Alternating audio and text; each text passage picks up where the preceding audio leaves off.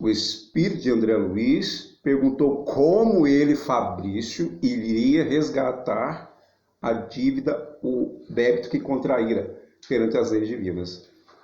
E o mentor respondeu que ali ele já começou a resgatar. Por quê? Porque o seu único neto, Fabricinho, era seu pai reencarnado. O pai de Fabrício ali estava reencarnado como seu neto. E por mais que Fabrício tentasse sair daquele estado mental, ele não conseguia. Por quê? Porque se ele lembrava do passado, era como que a sua mente fosse uma construção em ruínas depois de um incêndio. E o carvão que ali ficara, ao ser sensibilizado pelas lembranças, reacendia as suas chamas. Se ele buscasse viver a realidade atual, ele também não conseguia. Por quê? Como ele já tinha passado da fase da juventude, da maturidade, estava agora com idade mais avançada, ele foi, por conta justamente desse desgaste, pela ação do tempo durante a reencarnação, não conseguindo mais ludibriar a própria consciência. E aí, vamos mais a um apontamento. Questão 621 em O Livro dos Espíritos. Onde está escrita a lei de Deus? Perguntou Allan Kardec aos imortais. Estes responderam, na consciência. Então, a consciência dele o acusava. E agora ali, o que estava fazendo o mentor Calderaro para atender aquele homem doente que a família sabia ser esquizofrênico? Bom, ele tinha seus méritos, porque com a sua dedicação à família, seus 3 filhos tinham compromissos sociais. 2 médicos e um professor. E ele não poderia, por conta do seu estado de saúde, continuar reencarnado.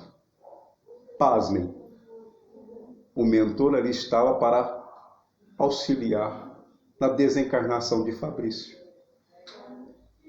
provocando-lhe um quadro clínico de trombose, que lhe permitiria que ele tivesse uma desencarnação suave. E André Luiz perguntou, mas ele não vai sofrer as consequências? Ele vai reencarnar nessa família novamente? E o mentor respondeu, ele vai sim ficar atormentado. Agora ele não tem o direito de permanecer nesta família porque eles têm compromissos sociais. E aí vai depender dele depois alcançá-los para poder conviver com eles novamente. Então, o espírito ali estava para que ele não chegasse totalmente ao estado de loucura e auxiliando-o naquele processo, ele, desencarnado, irá para o plano espiritual, evidentemente sofrendo aí as consequências das suas ações. Allan Kardec, com muita propriedade, diz o seguinte a respeito do espírito falido, que ele, para poder regenerar-se, passa pelo arrependimento.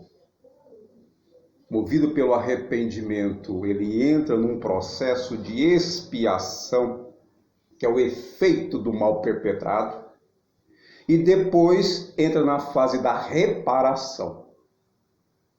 E quando falamos de espírito, estamos falando de um ser imortal, de um ser que vai viver para sempre. Então, estas situações, elas não são resolvidas assim, de um momento para o outro. Porque existem várias implicações. Digamos, se este espírito perturbado no plano espiritual não tem merecimento para poder reencarnar na família que estivera, ele vai reencarnar com outros espíritos com os quais se afiniza. Porque a sua permanência ali iria perturbar a família, que tinha compromissos sociais. Vejamos o quanto a lei é sábia. E os espíritos que estão passando por distúrbios mentais ou transtornos mentais delirantes no plano espiritual, nem todos eles estão nas regiões que nós chamamos de umbral, nas regiões inferiores. Porque tem muitos espíritos que estão atormentados mentalmente, acolhidos nas instituições do plano espiritual. Então, irmãos, irmãs, existem instituições do plano espiritual que acolhem espíritos atormentados mentalmente. Então, nem todos os espíritos que estão com transtornos mentais, quando desencarnam, vão para as regiões inferiores. Tanto que nem todos os espíritos que estão sofrendo transtornos mentais provocados por espíritos perseguidores estão ali sequestrados por este após a desencarnação. Vejamos. Vamos voltar um pouco. Com pausa, com calma. Nem todos os espíritos perturbados por espíritos infelizes, quando desencarnam, são sequestrados por estes. Existem espíritos que desencarnam atormentados, mas estão amparados por espíritos benfeitores e que são levados para as instituições do plano espiritual.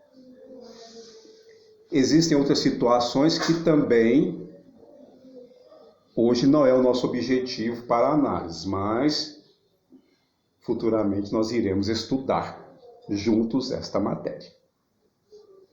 Só quero deixar bem claro, meus irmãos, que o Divino Mestre Jesus é muito poderoso. Que ele tem amigos trabalhando em toda parte. Amigos. Porque ele é nosso divino amigo. E ele, como um mestre amoroso, como Senhor da luz, ele só quer o nosso bem. E ele não deixa ninguém. Não existe ninguém desamparado neste mundo e nem fora dele. Não existe, nem aqui no nosso plano, nem no plano espiritual, nem abaixo, nem do lado, nem lugar nenhum existe um Filho de Deus que não esteja sob o amparo do Divino Mestre Jesus. Mas isto não quer dizer que cada um de nós não vá colher aquilo que semeou. Nós iremos semear aquilo que nós iremos colher aquilo que nós semeamos, perdão. Iremos colher aquilo que nós semeamos. Mas a lei de causa e efeito, ela não é a lei de talião instituída por Moisés. Porque a lei de Talião era olho por olho, dente por dente. Você lesava alguém e esse alguém tinha o direito de te lesar, para ser compensado o mal que lhe fizeram. Na lei de Deus não é assim que funciona. Não é. Por quê? Se nós, na nossa legislação humana, temos aí benesses da lei para os crimes, a dosimetria das penas, enfim. Se na legislação humana, aqueles que infringem as leis têm aí benefícios, imaginemos como deve ser rica a justiça divina.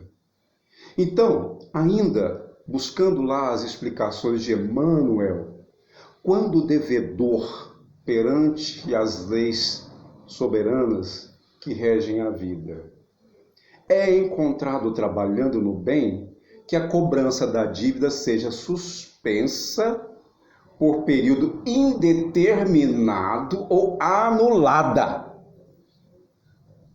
Suspensa ou anulada. Mas, geralmente, quando o apóstolo Pedro disse que o amor cobre uma multidão de pecados, pois ele aprenderá isso com o Divino Mestre Jesus, o Espírito busca lenificar as suas dores mais íntimas, passando por sofrimentos análogos, não quer dizer exatamente iguais àqueles que ele praticou no passado. Exemplo: se você lança a mão ao homicida e arrepende-se por ter ceifado a vida de um semelhante, Na próxima existência, você não está fadado, não está determinado, não está programado que você seja vítima de homicídio. Não. Você pode reencarnar com uma doença congênita, você pode ter uma doença incurável, você pode sofrer um acidente, depende. Então, às vezes alguém diz assim, mas tal pessoa traz sequelas, sim, de ter cometido suicídio. Meus irmãos, já disse em outra oportunidade, o nosso corpo espiritual, ele traz registradas todas as experiências reencarnatórias, todas. Então, o que nós fazemos no nosso corpo físico reflete no nosso corpo espiritual. As nossas enfermidades, elas nascem no nosso espírito, se manifestam no nosso corpo espiritual e este no corpo físico. As nossas enfermidades estão relacionadas aos nossos problemas espirituais.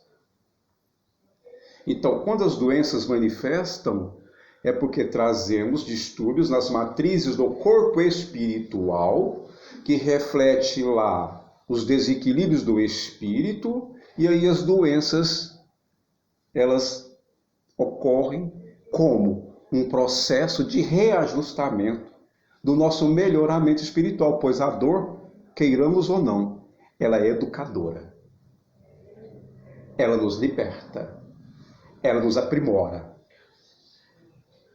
O diamante, para refletir a luz do sol, precisa ser burilado. O diamante mergulhado na lama não brilha. Livre dela, limpo, polido, vai refletir a luz em todo o seu esplendor. Trazemos em nós, em estado latente, muitas potências espirituais em desenvolvimento que farão de nós no futuro entidades angélicas. Concluída a missão do Espírito Calderário que ali estava para poder proporcionar que em poucos dias Fabrício pudesse desencarnar em paz, eles concluíram a tarefa e voltaram para o plano espiritual para atenderem outros espíritos que estavam em sofrimento. Ele, Fabrício, só não ficou, repete-se, completamente louco, porque havia ali uma influência espiritual benéfica de uma entidade, de uma parenta desencarnada que o amava e que o estava atendendo em nome do Divino Mestre Jesus, o Senhor das nossas vidas, a quem eu suplico que nos abençoe, que nos ampare e nos ilumine agora e sempre. Gratidão a vocês.